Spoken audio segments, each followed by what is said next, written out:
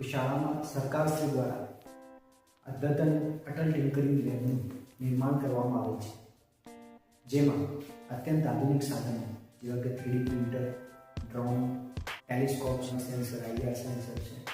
LDR sensor છે, પરંતુ તે સાધનો કેવી રીતે કામ કરે છે અથવા તો તેના દ્વારા કેવી રીતે કામ લઈ શકે તે વિશેની માહિતી વિદ્યાર્થીઓ પાસે ન હોવાને કારણે વિદ્યાર્થીઓ અટલ ટિંકરિંગ લેબનો ઉપયોગ કરી શકતા નથી। તો આ સમસ્યાને આધારે જોવા મળ્યું કે જો વિદ્યાર્થીઓને આ સાધનો અંગેનું યોગ્ય માર્ગદર્શન આપવામાં આવે તો વિદ્યાર્થીઓ કંઈક ઇનોવેટિવ, કંઈક નવું કરી શકે એમ છે। તો તેના માટે યુટ્યુબ અને ઘણા બીજા પણ સોર્સિસનો ઉપયોગ કરી અને દરેક સાધનો વિશે માહિતી એકત્ર કરી તેમજ તે કેવી રીતે કામ કરે છે તેના વિશે શીખવી અને એના વિશે જાણકારી લેવી। ત્યારબાદ વિદ્યાર્થીઓ કે જેઓ વિજ્ઞાન પ્રત્યે ઇન્ટરેસ્ટેડ હતા તેમજ અટલ લેબ પ્રત્યે જે વિદ્યાર્થીઓ વિજ્ઞાન પ્રત્યે ઇન્ટરેસ્ટેડ હતા તેમજ કંઈક ઇનોવેટિવ કરવા માટે ઇન્ટરેસ્ટેડ હતા તેવા વિદ્યાર્થીઓને લેબમાં બોલાવવામાં આવે। દરેક વિદ્યાર્થીઓને દરેક સંસાધનો વિશે, દરેક સાધનો વિશે જાણકારી આપવામાં આવી, તે સાધનો કેવી રીતે કામ કરે છે તે પણ જણાવવામાં આવ્યું,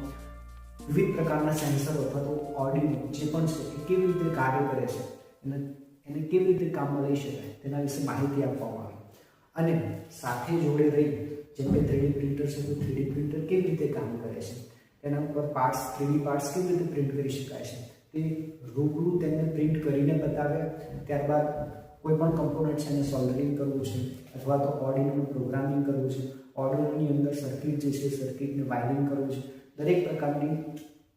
જે અભિગમ છે દરેક અભિગમને વિદ્યાર્થીઓને જોડે રહી અને શીખવાડવામાં આવે, તેઓની દરેક સમસ્યાઓને દૂર કરવામાં આવી અને તેમને ત્યારબાદ ઘણા એવા પ્રોજેક્ટ્સ આપવામાં આવે